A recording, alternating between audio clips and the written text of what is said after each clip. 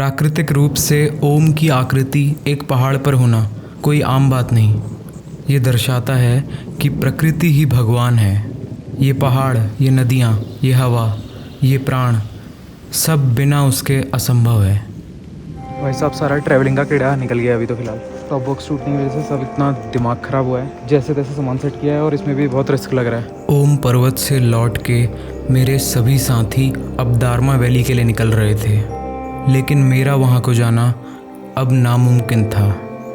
मैं तो ये सोच रहा था कि ऐसे मैं धारचूला तक भी कैसे पहुँचूँगा।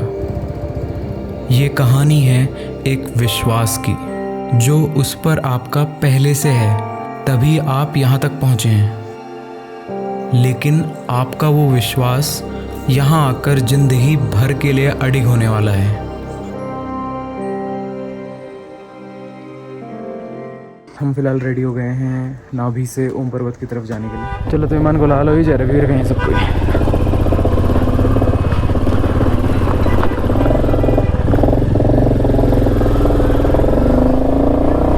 सीताराम सीताराम सीताराम कहिए, जाहे विधि राखे राम, ताहे विधि रहिए।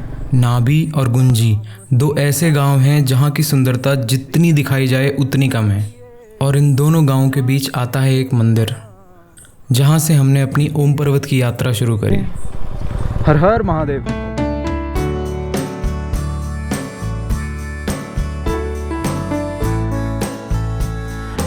हर हर महादेव। अभी जो शिव मंदिर हम गए वो था मनोकामनेश्वर महादेव का मंदिर।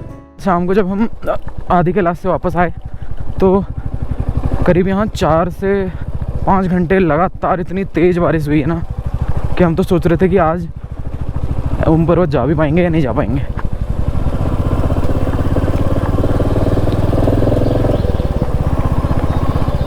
अरे यार ट्रिप ए फिर जीरो करना भूल गया। कल 67 किलोमीटर करीब हमने चलाई होगी कल, तो अब इसको ट्रिप पे फिर जीरो कर देते हैं।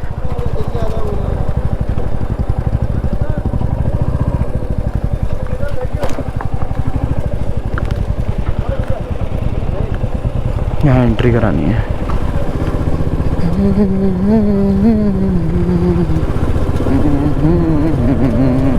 तेरे कैलाश बच गया देगा बैंक। दोनों साइड ऊंचे ऊंचे पेड़, बीच में ये रास्ता और सामने ये चट्टानें, जो डरावने और खूबसूरती के बीच एक पतली रेखा खींचे हुए थी।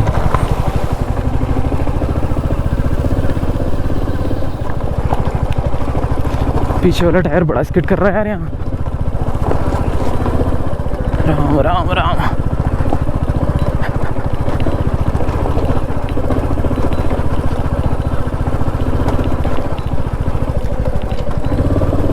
जय श्री राम।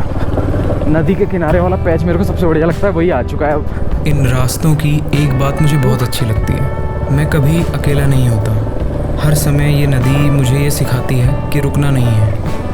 रास्ते में इसी की तरह बड़े पत्थर, पहाड़ परेशानियों के रूप में आएंगे तो सही, लेकिन उन्हें झेलते हुए आगे बढ़ना ही ज़िंदगी है। और मैं भी इसी की तरह हज़ारों किलोमीटर का सफ़र तय करना चाहता हूँ।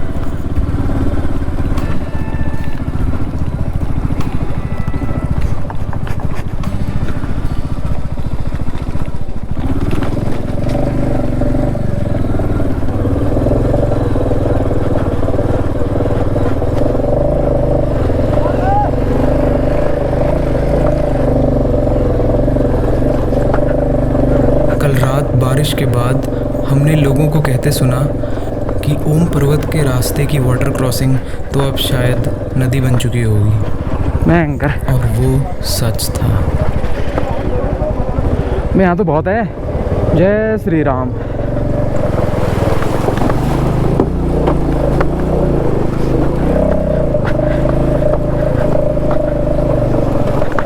नीचे भिड़ गई नीचे भिड़ गई। ग्राउंड क्लियरेंस थोड़ा कम होने की वजह से होता है ऐसा। पत्थर जो लगा नीचे मेरे इंजन गार्ड में। हम आ पहुँचे थे काला पानी, जो कि काली नदी का उद्गम स्थान है। घंटी की आवाज़ जैसी आई। अच्छा, काली माता मंदिर। काली माता मंदिर जाए बिना आपकी ओम पर्वत की यात्रा अधूरी मानी जाती है। जय हो काली मैया। वो ऐसा है आगे मंदिर, त्रिशूल दिख रहा है बहुत बड़ा। व्यास घाटी के बीच और व्यास गुफा की जड़ पर बसा ये मंदिर शांति और सुंदरता को अपने अंदर समाये हुए है। ये पहली बार था जब मैं किसी नदी का उद्गम स्थान देख रहा था, वो भी काली नदी का, क्योंकि बचपन से काली नदी का विशाल रूप मैंने अपनी बर्थ प्लेस बनबसा में देखा है। माना जाता है कि व्यास जी ने कई वेद उपन्यास इस गुफा में बैठ के भी लिखे हैं और उन्हीं के लिए व्यासाय विष्णु रूपाय भी कहा जाता है।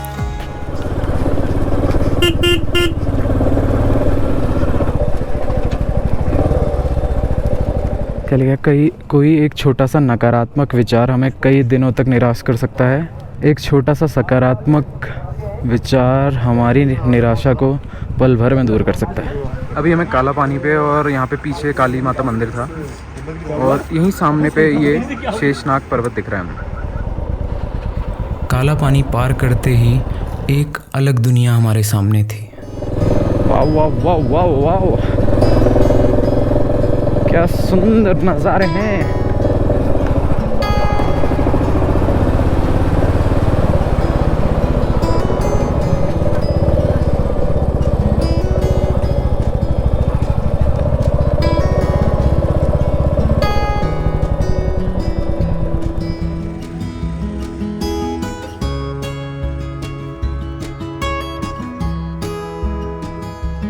यहाँ टेंट लगा के रहते होंगे ना लोग,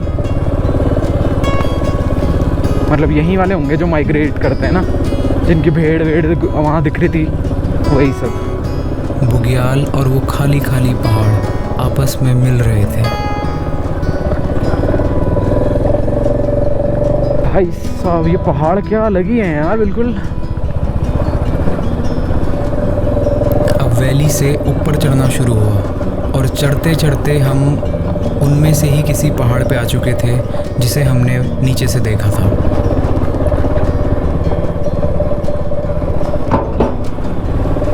स्लाइडिंग एरिया और डोंट हॉल्ट है, पूरा ऊपर से पत्थर ही पत्थर दिख रहे हैं।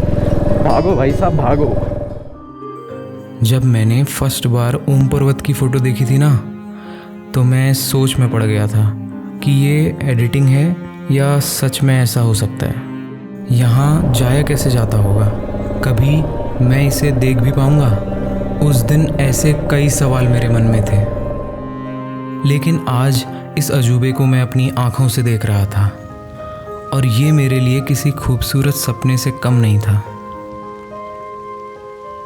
फाइनली हम लोग ओम पर्वत पहुंच चुके हैं। वो मेरे पीछे आपको ओम पर्वत दिख रहा होगा, एक नहीं दो ओम दिख रहे हैं और हालत ख़राब है, जुकाम वुखाम सब लग रखा है, साइनस बढ़ चुका है। लेकिन मेरी लाइफ का सबसे मेमोरेबल अभी तक का ये कुछ दिन रहे जो आदि कैलाश राइड के रहे।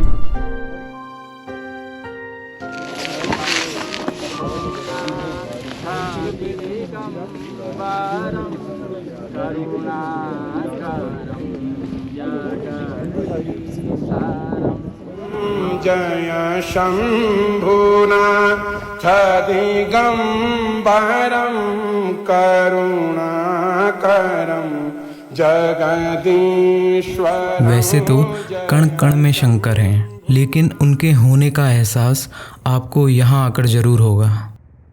ऐसी कई निशानियाँ यहाँ हैं जो आपको ज़िंदगी भर के लिए यकीन दिला देंगी कि दुनिया बनाने वाला भी यहीं कहीं है। इस तरफ ओम पर्वत है और ये दूसरा ओम जैसा भी मुझे दिख रहा था, और इस पहाड़ पे ये त्रिशूल, ये नंदी, उसके बगल में शिवजी, और ये जो बीच में है नाभि, ये पार्वती मैया की नाभि है। नमामि शमीशान निर्वाण रूपं विभुं व्यापकं ब्रह्मवेद स्वरूपं निजं निर्गुणं निर्विकल्पं निरीश्वरम्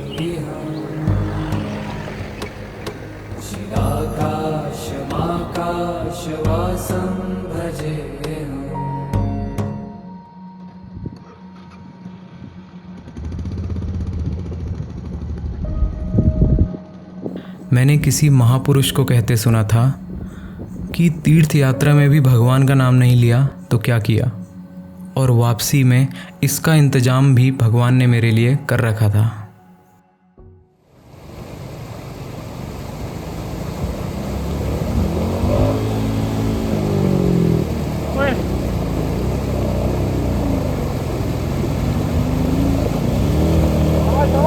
कोई नहीं आजा। जिसका डर था वही हुआ। मेरे टॉप बॉक्स की बेस प्लेट एक तरफ से टूट गई थी। वो तो गनीमत थी कि टॉप बॉक्स उस समय नहीं लगा था।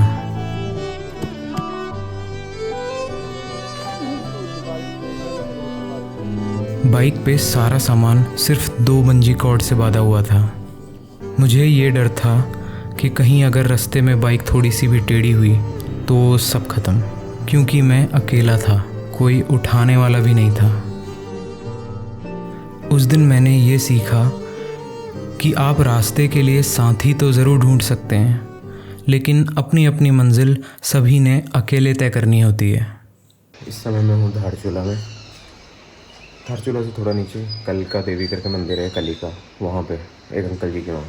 कल जैसे तैसे धारचूला पहुँचा था। उस दिन नाभि से धारचूला तक मैं एक स्ट्रेच में कैसे आया, ये बात मैं आज तक नहीं जान पाया। धारचूला से निकल के अभी आधे रास्ते आ गया हूँ। अब पिथौरागढ़ जाके देखता हूँ, आज बनमसा रुकूँगा। और हाँ, टॉप बॉक्स वाला काम हो गया था कल धारचूला में रात को, ये सेट हो गया था, बस सामान वामान सब सेट है। अब ये सफ़र ख़त्म होने को आया था।